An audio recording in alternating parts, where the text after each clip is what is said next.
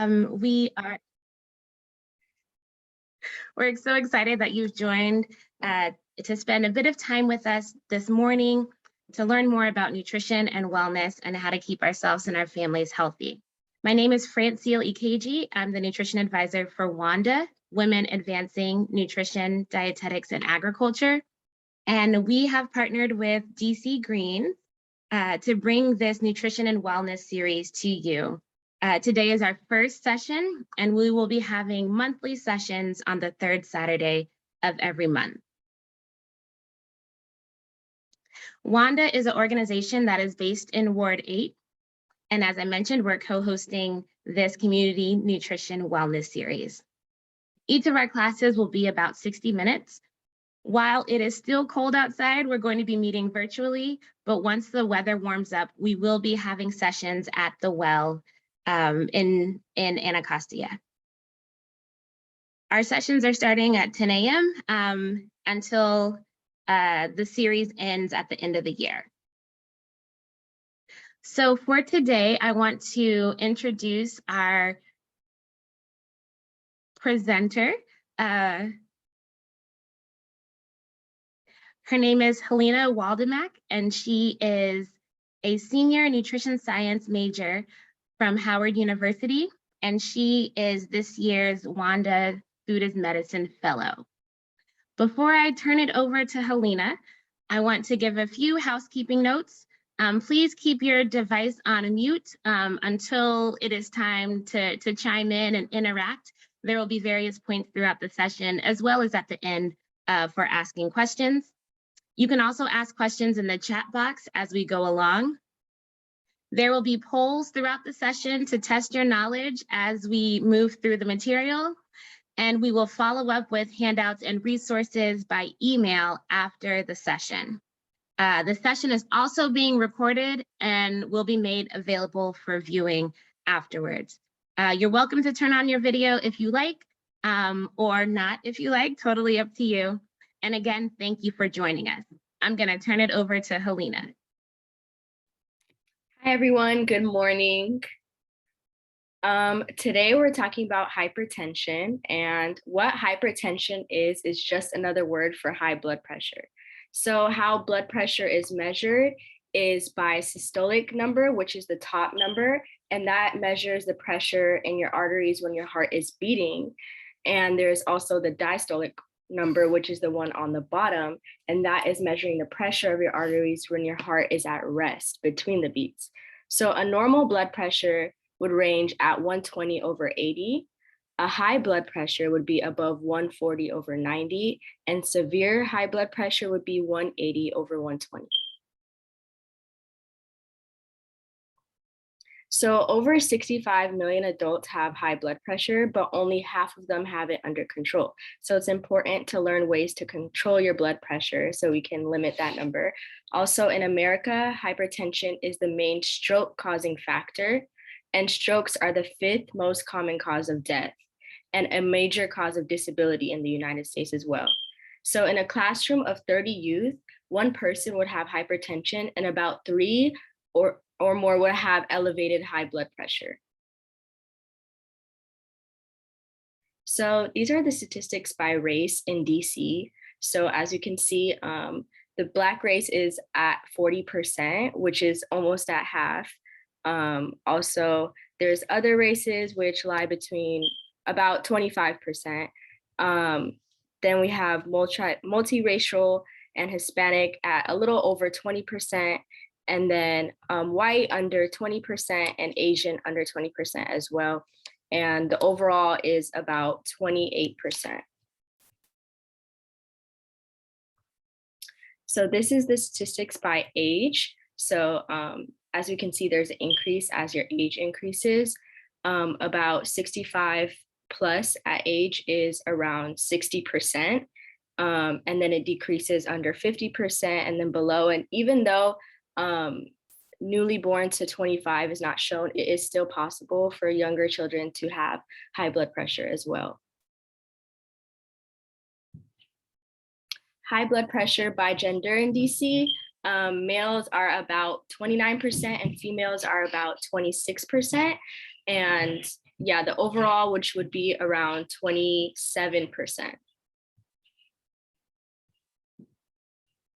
So in my family, my uncle was diagnosed with high blood pressure at the age of 40, and stress was the leading factor. Stress comes in many forms in our lives. In his form, he's an immigrant, so that's a lot of stress. Traveling from one country to the next, starting a new life for your family. Also working a lot, working very hard can higher your stress levels.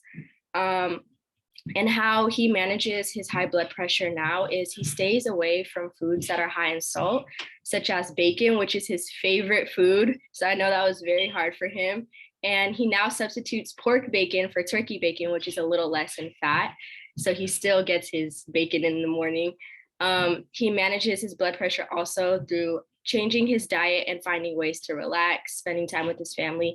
He also has a volleyball team he plays with every Saturday, and that helps him get his physical activity in and helps him manage his stress as well. So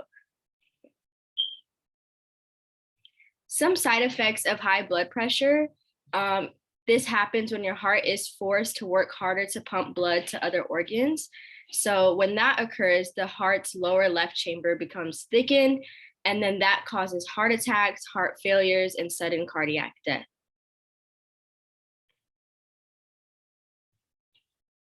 Okay, we have our first quiz. So you can utilize the chat box below and type in your answer.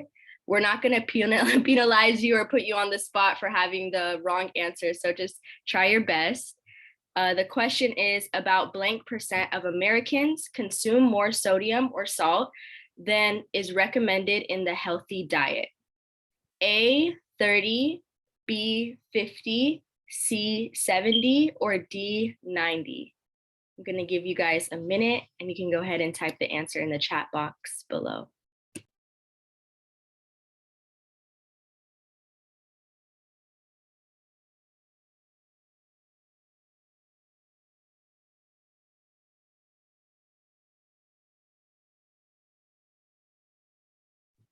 Okay, I think we have a lot of answers in.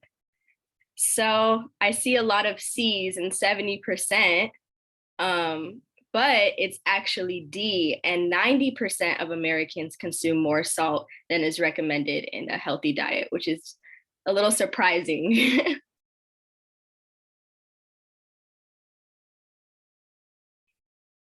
So some early symptoms of hypertension include early morning headaches, nosebleeds, nausea, and vomiting. Just because you have these symptoms doesn't necessarily mean you have high blood pressure, but these are symptoms that are part of high blood pressure. So you should get those monitored as well.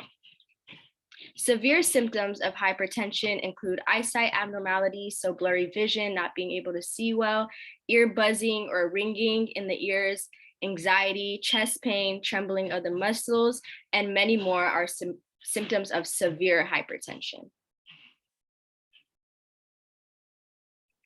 Okay, we have quiz number 2.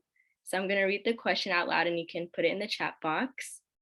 The 2015 to 2020 dietary guidelines for Americans recommend consuming less than blank milligrams of sodium per day. A, 2,500, B, 2,300, C, 3,000, or D, 3,400.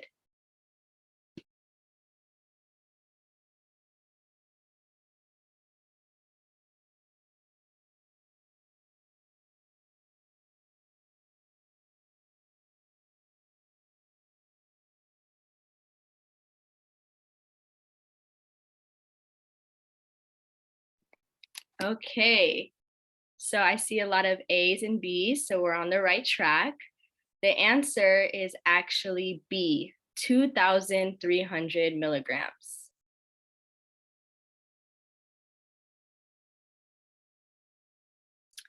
So the DASH diet is a dietary approach to stop hypertension. And this diet requires no special foods, but provides daily and nutritional weekly goals. This includes eating more vegetables, fruits, whole grains, including fat-free and low-free dairy products, fish, and poultry. Beans, nuts, vegetable oils is also good. We want to limit foods that are high in saturated fats, such as fatty meats, full fat dairy products, tropical oils, such as coconut and palm kernel oils and palm oils. And we want to substitute those for things like olive oil, which is a healthier alternative. We also want to limit sugar, sweetened beverages, and sweets.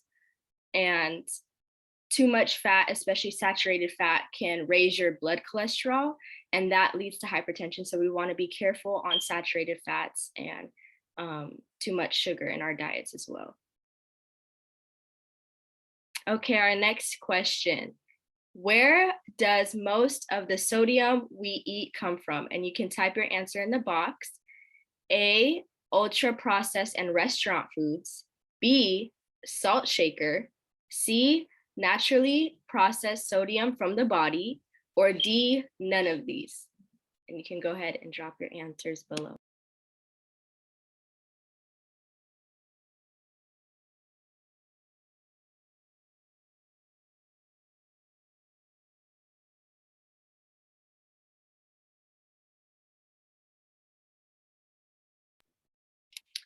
Okay, I see a lot of A's and B's, okay.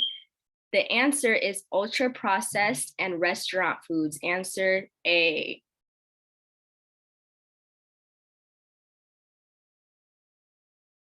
Okay, some ways to help lower blood pressure. So vitamins A, which is greens, tomatoes, red bell peppers, vitamins B, which includes egg and salmon, vitamins D, which is beef liver, sardines, orange juice that's low in sugar, and vitamin E, which is almond and sunflower oil and wheat germ oil. Those are also good vitamins to have in your food that can lower your blood pressure. Some minerals include potassium, which is found in bananas, avocado, and spinach. Calcium, which is found in yogurts, and we want to choose low fat or fat-free yogurts, fruits and leafy greens. Magnesium, which is found in pumpkin and chia seeds, cashews, and spinach. And protein, which is meat, poultry, and fish eggs. And we want to choose more lean beefs and lower fat meats as well. Also, remember, alcohol and smoking worsens the condition. We want to have physical activity in our daily routine, so tracking 10,000 steps a day can help. 60 minutes of daily physical activity for children, and 150 minutes of moderate intense aerobic physical activity, or 75 minutes of vigorous intensely physical activity weekly. Okay, we have another question. Consuming too much sodium may increase your risk for which of the following? A, high blood pressure, B, heart disease, C, stroke, or D, all of these.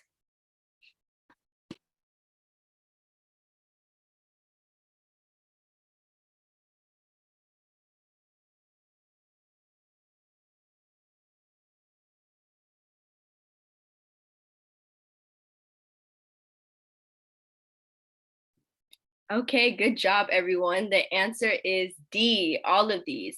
High blood pressure, heart disease, and stroke. So some ways blood pressure is raised is no to low physical activity, chronic stress, stress from the demands of work, family needs, money problems, and daily pressures can play a role into high blood pressure. No to low sleep, under 7 hours of sleep a night. Foods that are high in saturated and trans fats, and food that are high in salt. And salt makes your body retain water. And if you consume too much salt, the excess water in your body means that there will be more pressure on your blood vessels, which cause high blood pressure. Okay, next question. What are some ways you can lower your sodium consumption? Answer A, buy fresh, frozen, or no salt added canned vegetables. B, when dining out, request no salt to your food. C, compare nutritional labels when grocery shopping and chosen lower sodium options. Or D, all of these.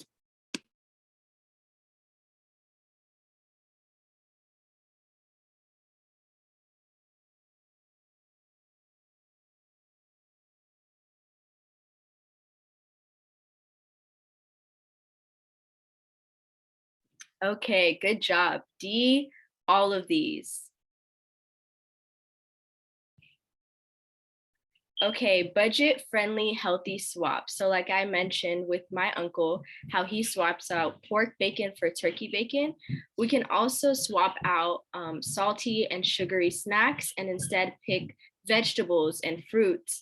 Also, instead of white rice, white bread, and regular white pasta, we can choose brown rice, barley, oats, beans, and rye.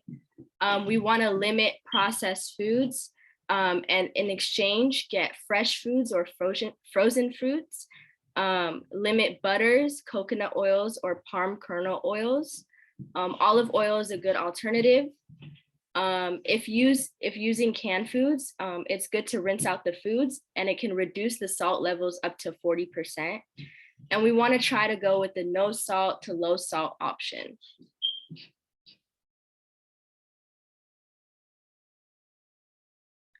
So for a busy parent picking snacks for their children, nearly 9 in 10 US children eat more sodium than is recommended. So we want to offer low calorie nutrition foods such as chopped veggies, carrots, cucumbers, celery, apples or oranges, pears or berries. Also unsalted nuts or pretzels and raisins are a good choice. Non-dairy yogurt or bean and lentil dip are also options. And we want to make sure water is always available as a non-calorie alternative to sugary drinks and to limit juice. Some foods that help lower high blood pressure, like mentioned before, fresh fruits such as kiwi and oranges, veggies, leafy greens, and beets, nuts such as pistachio, walnuts, cashews also, fatty fish such as tuna, wild salmon, and anchovies.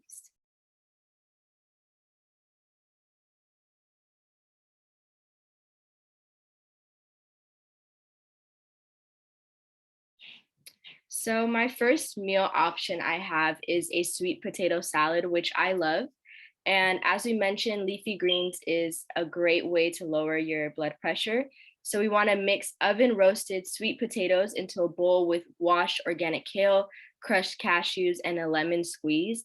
And sweet potatoes are high in magnesium and potassium. And like we mentioned, those minerals are good for lowering blood pressure.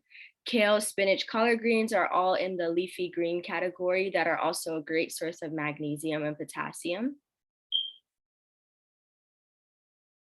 And you want to start in the morning with meals to help lower blood pressure. I personally am allergic to bananas, but my uncle loves this breakfast. It's a banana breakfast yogurt. So you mix low fat organic yogurt with bananas and berries. Potassium is an excellent source for controlling blood pressure. And you want to use low fat dairy products. It's a good source of calcium, and that also lowers your blood pressure. Yogurt is a great source of protein, vitamins, minerals, and potassium for your diet.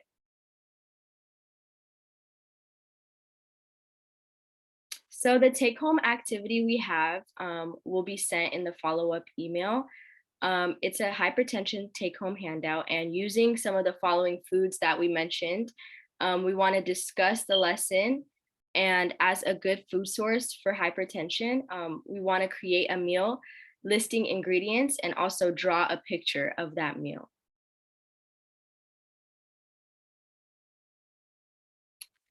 And some opportunities we have will be in the chat below, also in the follow-up email.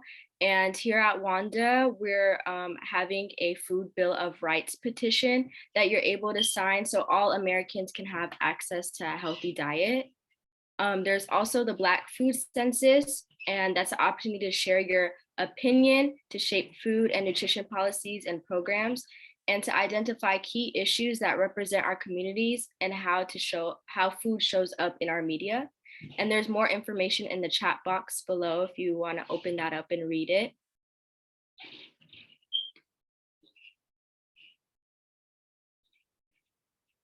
And here are the references that I used for this presentation. It will all be on the DC Greens website if you guys want to follow up. And thank you all for tuning in and listening on ways to prevent hypertension through your meals.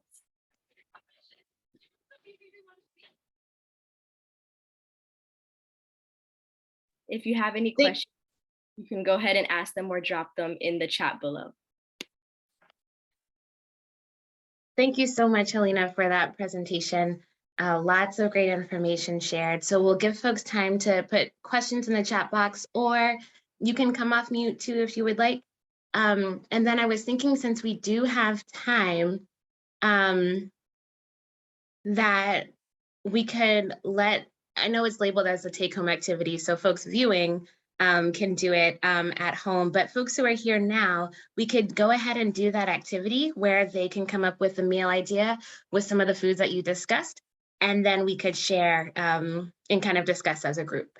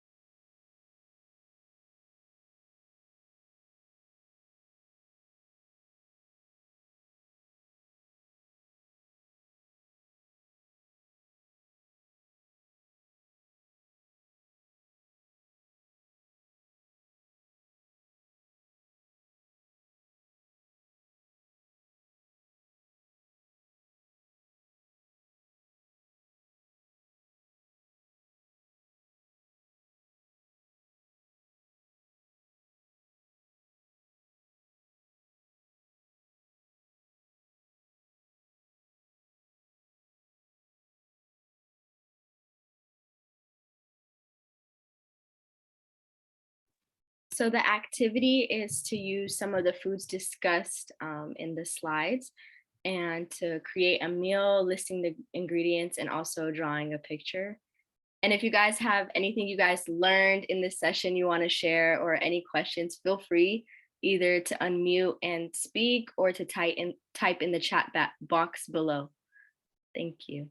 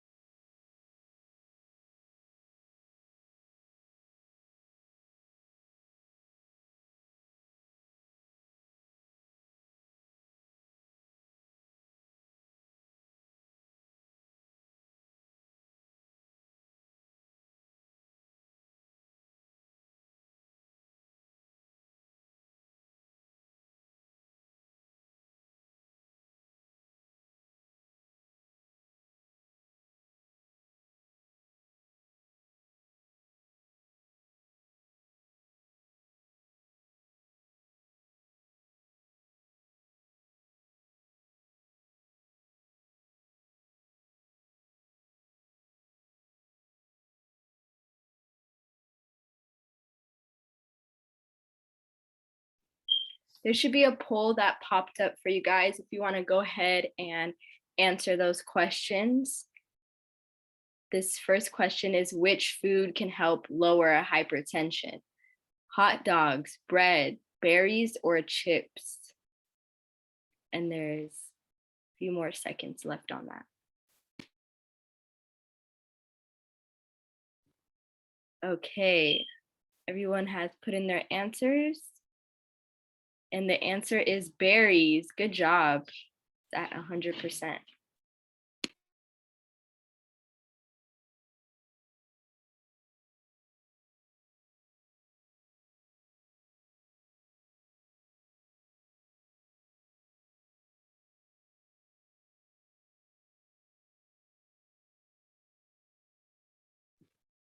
Next question.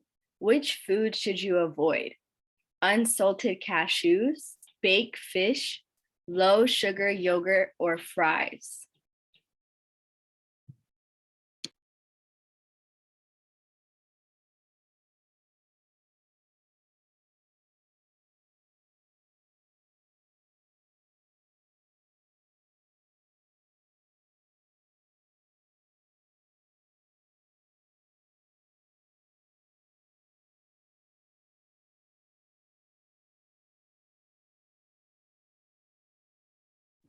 Okay, and the correct answer is fries. Good job, everyone.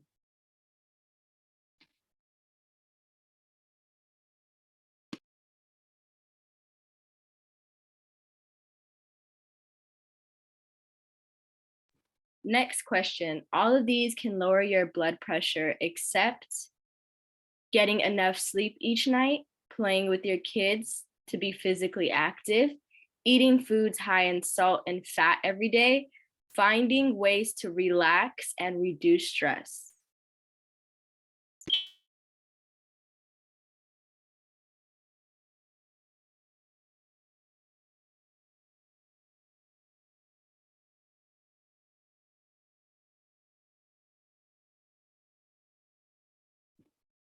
Good job. The answer is eating foods high in salt and fat every day.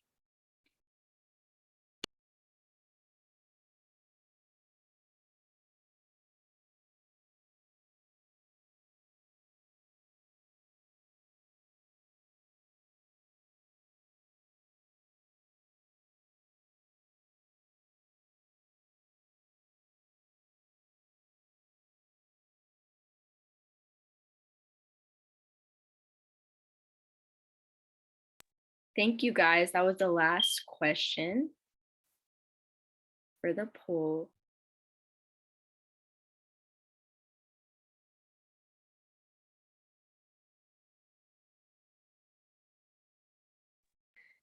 And I see we have a question in the chat to explain a little bit more about the DASH diet. So thank you. So on the screen, we have the slide that was shared earlier. And the DASH diet is less of a, it's not a fad diet at all, actually. So that's probably the thing I like most about it. And it can really adapt to any cultural eating pattern. And it's really about putting fruits and vegetables first, and then lean protein, so fish, chicken, turkey, eating as little skin as possible. I know that can be hard with chicken when it's nice and crispy, but really just trying to prioritize the nutrients that your body really needs. So like I said, fruits and vegetables, lean proteins, beans, lentils, tofu. It doesn't have to be meat products to be a good source of protein.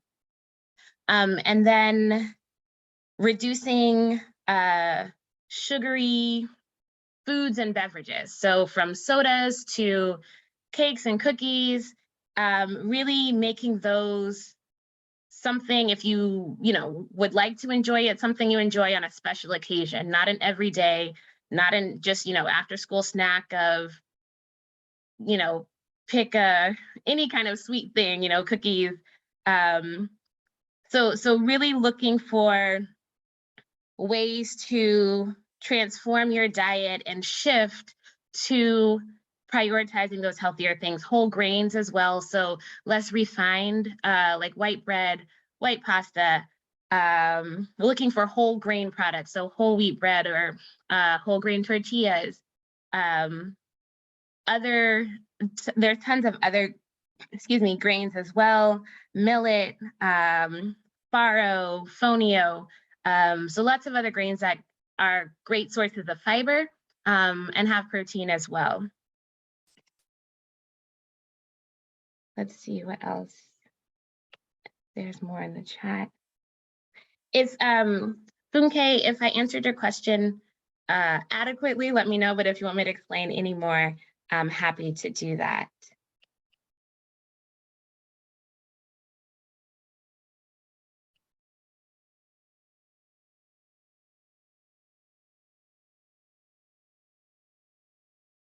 And maybe one other kind of practical thing I might share on how you can really apply some of these principles that we discussed. In my household, we eat Nigerian food, Jamaican food, American food. Traditionally, there's a lot of meat, beef in the stew, or cow skin, cow feet, like lots of various assorted meats. And what we usually do, how we cook now, is fish, chicken, and turkey. Beef, maybe twice a month. So it's not even a weekly thing. But we still have the seasonings that we use. We still eat it with the stew that we make that's pepper, red pepper and tomato based. So you can really adapt it to your cultural eating pattern, the seasonings and flavors that you're used to. So you don't have to miss out on that, or kind of throw away your cultural identity with food. You can keep it and just prioritize those types of foods that I discussed that are lean proteins, whole grains, and fruits and vegetables. Oh, great question. There's a question in the chat. What about cubes, bouillon cubes? Maggie is a popular brand, Knorr, Jumbo. Those are pretty iconic, I think, in a lot of cultural eating patterns, especially immigrants. So whether it's Hispanic or African or Caribbean, again, on a practical matter, what I do, let's say usually if I'm making jollof rice, we'd use 2 or 3 Knorr cubes. So I've got it down to using 1, and I've replaced the rest of that kind of taste and flavor with garlic. I use fresh garlic, and I use a grater to grate it up into just teeny, teeny pieces, and that really gets the flavor all through. Onions as well, chopped onions, thyme, a little cumin, some curry and turmeric. And so, and paprika. Sorry, paprika is another one. So you can really reduce the amount of salt that you cook with and kind of exchange it for adding more seasoning. And that garlic and onion, I think, is somewhat magic combination that really just enhances the flavor of the food and the dish. Great question. Any other practical questions about, how would you, okay, what of meat stocks? I use that a lot in my cooking. Okay, so I use meat stocks as well, but it's from the chicken that I cook. So I'll get a pot of water. I won't use a seasoning cube in cooking the chicken. So it's just a little bit of salt, pepper, paprika, garlic. Again, that grated garlic really enhances the flavor, and it doesn't take that much time. Chopped onion, again, the cumin, the curry, or the turmeric, and the thyme. Fresh thyme is great too, but dried thyme is fine as well. But anyways, that's how I cook the meat. Then I will bake that. So I get crispy chicken, seasoning all the way through because it's already been kind of boiled in the seasoning. Then it's baked. And then that's the stock that I will use to cook the rice or cook the stew, cook the soup. And then if I need some, that's when I would add a Knorr cube if I was doing like the jollof rice. So that's kind of, again, practical way how you can reduce the amount of salt that you're using when you're cooking, thereby reducing the amount of salt that you're eating, helping to keep your blood pressure low or lower it, or manage, if you have high blood pressure. So Funke, again, let me know if that answered your question, or if anyone else has additional questions kind of on the practical cooking front, or whatever comes to your head, feel free to ask.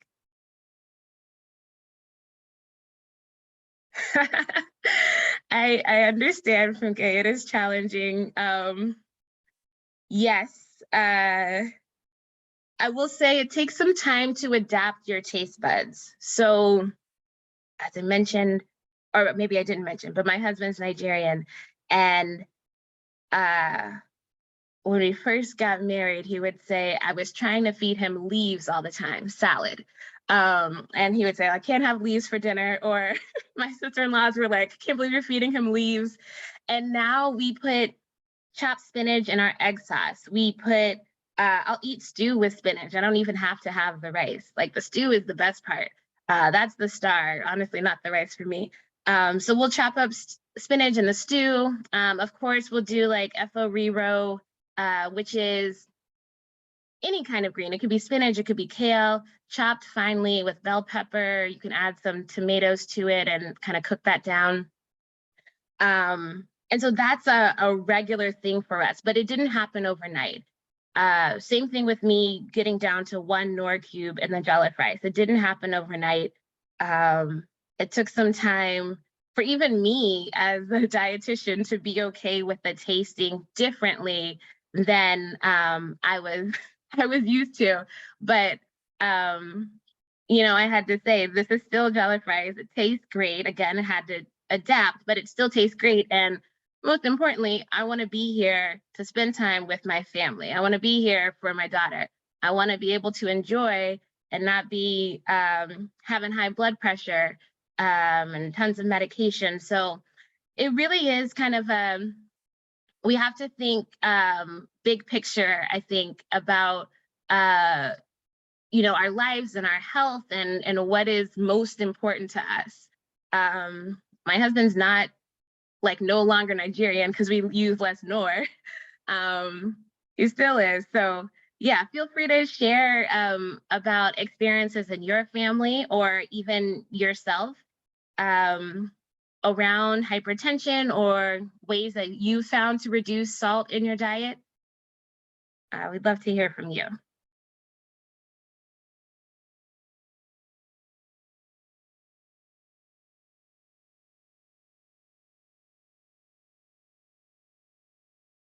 Yeah, that's a great question. For folks to chime in the chat, what are some of the challenges you find in changing your diet?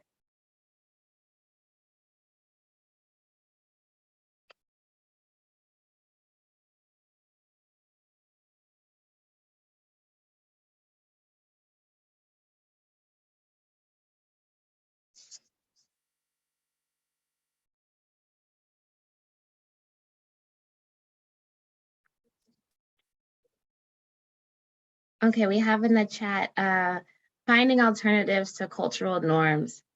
I agree, it is not easy, but it can be done. And I think you just have to kind of take small steps along that way. So I would say, I know a lot of folks don't measure their seasonings, but that was something that was really eye-opening and it was a great place for a great starting point.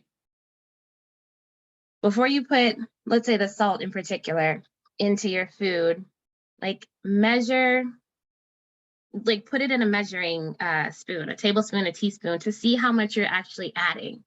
Then you have a baseline and can, next time you cook that dish, okay, I'm gonna reduce it a little bit. The next time I cook the dish, I'm gonna reduce it a little bit. So really having that visual of a measure, I think is a great place to start.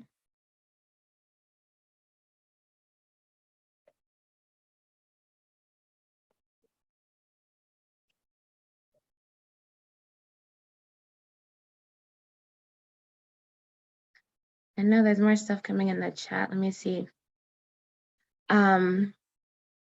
What recommendations do you have for creating meals on a budget that are still nutritious? Great question. I will start with this one and then Helena or Tambra, if you want to chime in as well. So creating meals on a budget, I think there's a few things. Depending on the season of year, sometimes fresh vegetables are more expensive than other times. And so I like to have frozen vegetables on hand, mixed vegetables, frozen broccoli, frozen cauliflower. There's organic options in the store that are really affordable. And the ones without any seasoning or sauce, just kind of the plain vegetables to start with. And the frozen vegetables are, they're picked at what they say peak freshness and frozen very quickly. So it still retains a lot of the nutrients. And then if I only need a little bit of it, then I'm not wasting, because I can just put the rest back in the freezer. So that's one tip that helps with food waste and obviously on your wallet as well, because sometimes you have fresh vegetables and you don't get to it in time, and they go bad. So that helps with wasting, because we don't want to be wasting money or the food. The other kind of segue into the next tip, when you do have vegetables that are about to go bad, especially like spinach, kale, even peppers and onions, they freeze really well. So you can just cut them up, rinse them, cut them up, and then freeze them. And they're good for, soup or stew, that kind of thing. So that's my tip on a budget. I know um, vegetables can be, fresh vegetables can be pricey at different points of the year. The other thing I will say is beans is another thing that we eat a decent amount of that is very affordable. The bag of beans might be $2 and can stretch over 2 meals for a whole family. So great source of protein, fiber, not getting, cholesterol that's found in animal products. So that's another budget friendly, healthy meal. Again, shelf stable. So whether it's whether it's dry beans or canned beans, either way, they can both be a healthy, affordable meal. I'll turn it over to Helena and Tambra for the rest of the questions in the chat. Thank you, Francia. I think for me also, when going grocery shopping, writing out the meals I want for the week. And if I want to cook chicken for the week, I'll like cook it in a big portion and then portion it out and prep it for the rest of the week. So it won't go to waste and I'll get my money's worth. Yeah, also not going to the grocery store hungry. That's like the number one rule that I have, or ordering groceries hungry, because then I'll just get snacks instead of things that can make meals. So yeah, that's a good tip that I have. Someone said also, or smoothies, using old fruit or vegetables, that would be good. Pre-packed snacks that are healthy, berries or small portions, nuts. I like to snack on nuts a lot. Yeah, vegetables, fruits. Yeah, and I know we were talking about our food being our cultural identity and how that is hard to reduce the amount of sodium and all of that in your diet, especially when you have ethnic food. And we eat injera in my ethnicity. I'm Ethiopian, and a lot of the dishes have a lot of salt, a lot of butter. And what our family would do is when we go to restaurants, we would ask them, please don't put salt or excess butter in our stew almost. And yeah, that tends to work for us. It does taste better for me when there is a lot of butter, but I know the outcome might not be the best. But yeah, Tambra, if you have anything to add on, you can go ahead and chime in as well. We have a question on juicing. So I definitely used to juice, and I swapped my juicer for a blender because of the fiber being removed in the pulp. And fiber is one really good in creating that satiating feeling of fullness in your body to help back down the cravings, and also it helps to allow the blood glucose to not spike drastically. It's almost the difference between a marathon runner and a sprinter in your bloodstream is the difference between juicing and making smoothies that have the fiber. So even if you do go the smoothie route, sometimes you hear all sorts of things like people adding sugar or whatever. When I make a smoothie, I'm throwing in, I experiment from spinach with avocado, banana, pineapple to add the sweetness and additional fiber and the magnesium, potassium that was talked about earlier. And then I may throw in berries and, experiment, throw in moringa powder, turmeric powder, ginger, uh, and then even maybe flaxseed or chia seed with it. And I'll blend with either water or like guava or some kind of tropical juice or coconut water to provide that extra electrolytes into the body as well, especially if I plan on working out where some of that gets lost when you're sweating. So that would be an alternative to other beverages, but staple beverages definitely range from smoothie water or any kind of herbal tea sweetened with a raw honey where you actually see like the thick nectar since there's a lot of adulteration of honey happening on the market as well as with maple syrup as well. There's some really good Netflix films that talk about that. So if you're into getting more knowledge beyond, definitely check out some of the really investigative journalist pieces in the form of documentaries on these topics to just increase your knowledge and share it with family and friends for sure. And any other questions in the chat that we can help chime in. We have another great comment around pre-packed snacks that are healthy, berries and small portions. Yeah, so I'll either have reusable bags, Ziploc bags, but definitely like buy like nuts in bulk, like pistachios, which is a great nut source. I'll buy a range of nuts and just keep them on deck. Pecan,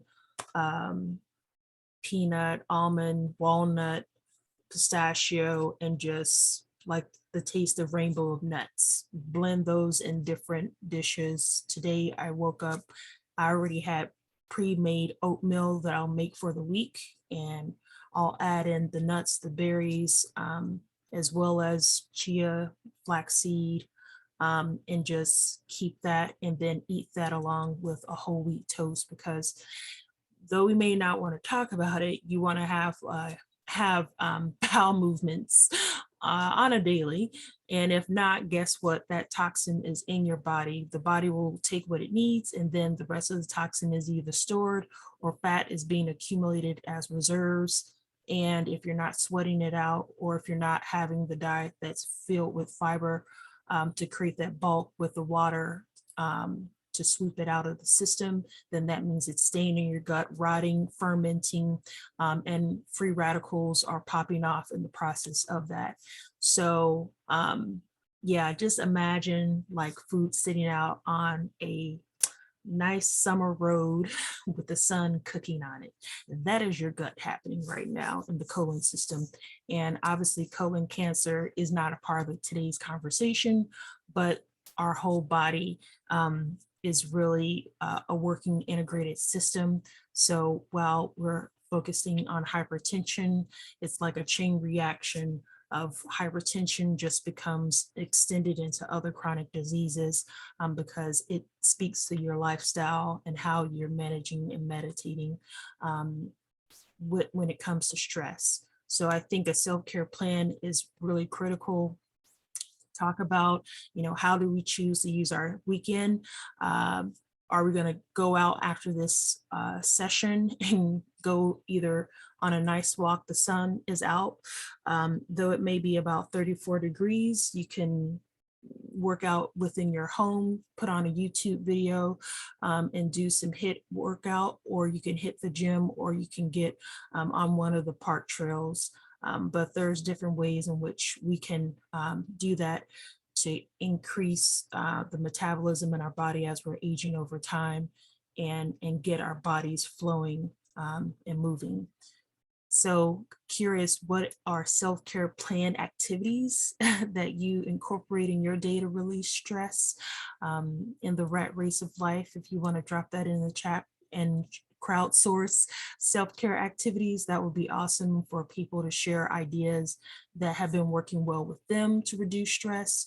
And if you've never had to check your health, your high blood pressure in terms of it going up, what's kept it down, that would be an awesome tip to share. Self-care bath rituals is something that I incorporate.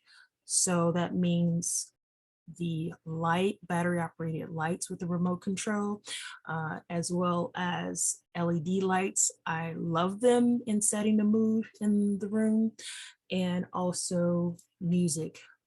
There's a lot of great meditation music online, especially if you like instrumental, that helps. And then making a nice tea or water with fruits in it, a bowl of fruit, and turn on your favorite like movie and just chillax in the tub for the next hour or two. So in other words, don't just simply see it as like a bird bath opportunity to just get clean. It actually can become a home spa experience that you can incorporate, that helps to reset the mood, and keep your blood pressure low.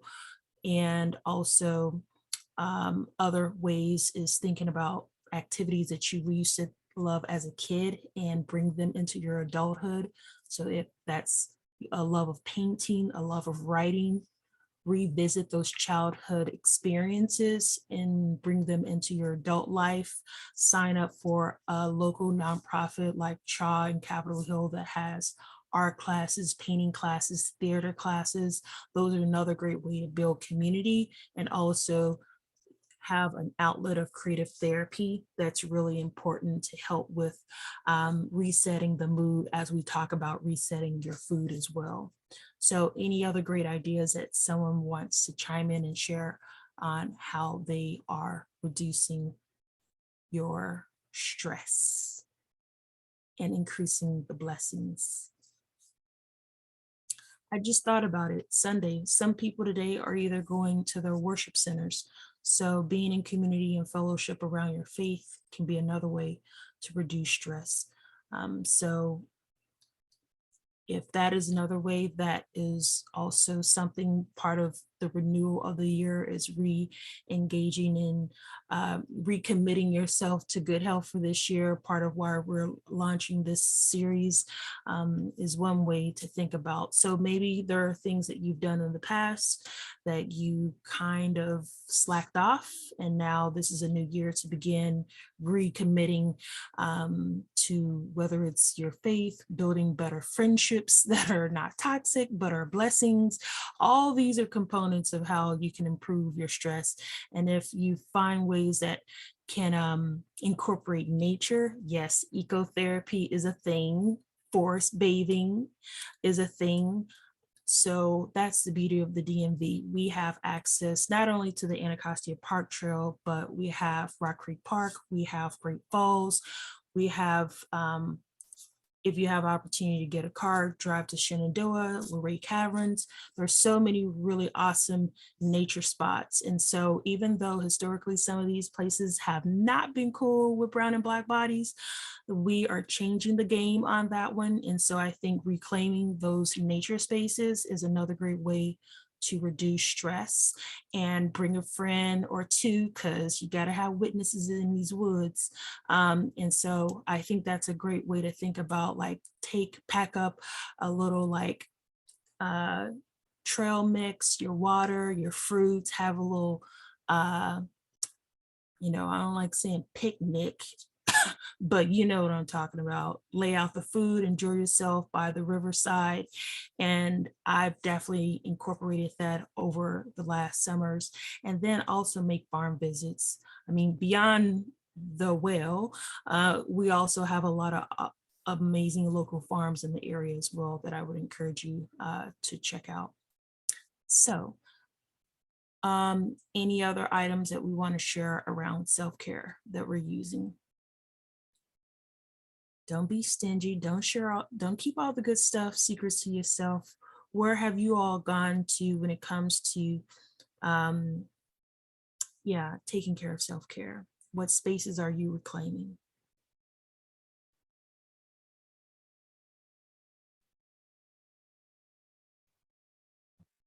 Yoga. Awesome. Hi everyone. I was gonna say definitely yoga for me as well. Going to the yoga studio, especially hot yoga, like getting that sweat on and just releasing all those toxins has been really healing for me. Also drinking herbal tea And my collection is like 20, 25 tea boxes now. So that's also really helpful. And definitely cooking as well. It's really therapeutic, especially cooking with like family or loved ones, and making these healthy meals together. Thank you for sharing. That is amazing. And yes, my 2 years doing Korean style yoga was pivotal and critical in changing the trajectory of finding my true self and healing. So I am all about the yoga.